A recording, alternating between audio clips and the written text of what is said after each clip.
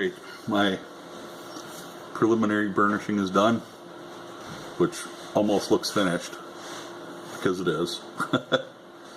But that's kind of what you gotta do.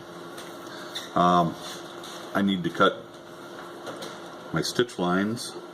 I have my stitch lines marked here for the inside, and I want to go from that, from the mark for the inside to the mark to the inside with a groover, which I still have set for the same distance as these stitch grooves. So that'll be my next step. After I do that, I won't be cutting a groove for the inner stitch lines, because that will be protected anyway by the forming. So I'm just going to do the outside edges. Yeah, and that'll be it. So I do need to strap this a little bit, and I'll get that done. Then I'm going to dye it. I want to dye it so that all the groove is filled in with dye, and it just helps it. I don't know. I don't have to do it later. It's easier to do it before you stitch than it is after you stitch. So I'll go ahead and do that. Just got to find my mark down here. Better strap first.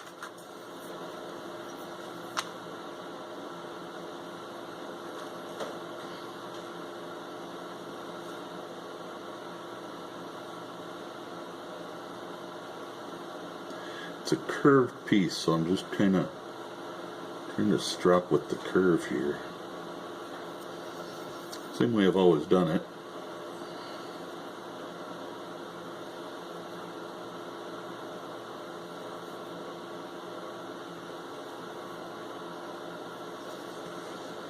That should be good.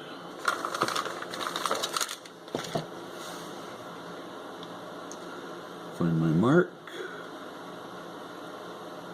And go.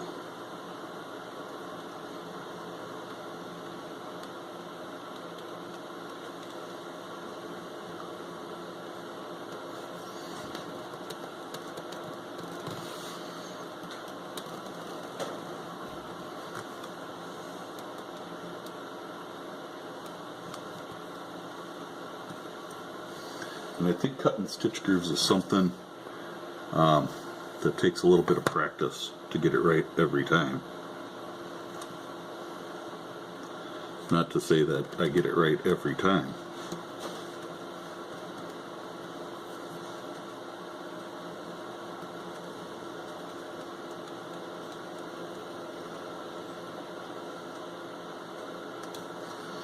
As with pretty much anything else, don't go too fast. When you go fast, you make mistakes. So I'm going to go ahead and dye this. The whole thing will be dyed then. I'll dye the back too. And then I'm going to have to mark my stitch grooves. I can mark them now, actually. I'm going to use a 2-prong, and it's just my regular, it's for spacing, purely for spacing. I'll start at the bottom here. I'll use the yeller hammer.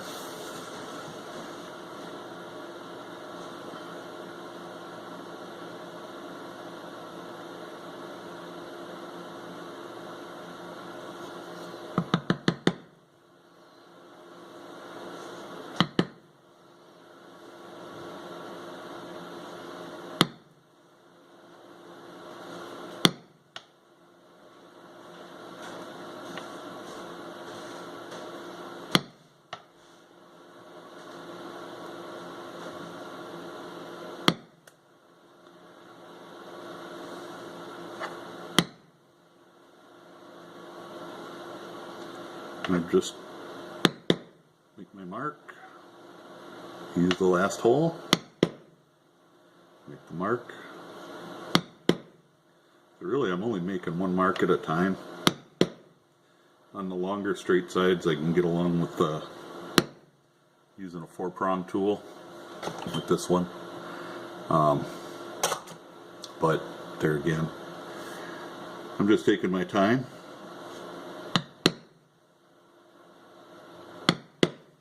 I may even drill all my holes. But the 2-prong tool is better for going around curves and such.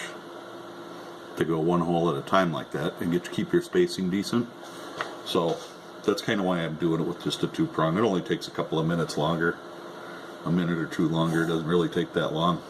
So I'll get that done and I'll be back. I don't know how well this is going to work, but I'm going to try to show you how I cut the belt slots. I've drilled 2 holes. They are 5/16. 1/4 inch is about the smallest I'd want to go, but like my gun belt is almost 1/4 inch thick anyway. So I go 5/16. That way it'll fit on any belt. I line my ruler up on the edge of the hole here and the edge of this hole here, and making sure you're holding your blade as straight as you possibly can. You don't want to go all the way to the other hole. Not from one direction, because you might go too far. So you go the other way. And once you got a couple passes through there, then it's a lot of leather to try to cut in one pass. So don't even try. My recommendation, purely mine, you can try, but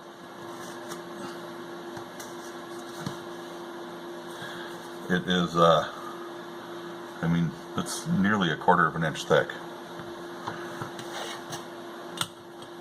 And we do the same on the other side.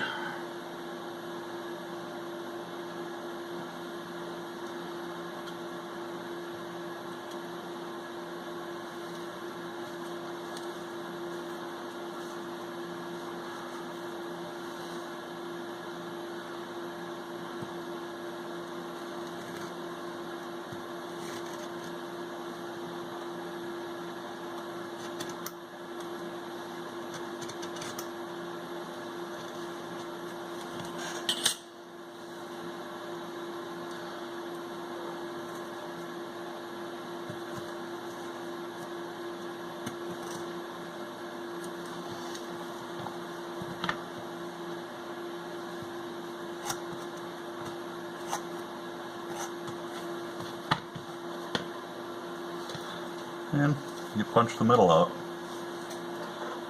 So it's really not all that hard. And then you can just trim a little here and a little there and sand it and get it to what you want for your finished belt loop or belt slot. This one came out a little better. I did that off camera. But you can see they're pretty decent already. I'll go around them and clean up a little bit, edge bevel them on both sides.